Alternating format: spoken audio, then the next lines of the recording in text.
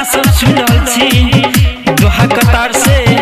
श्री प्रसाद के आवाज में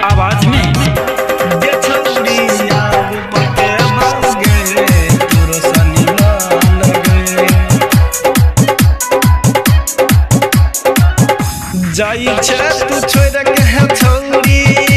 नहीं छै कोनो गाम गे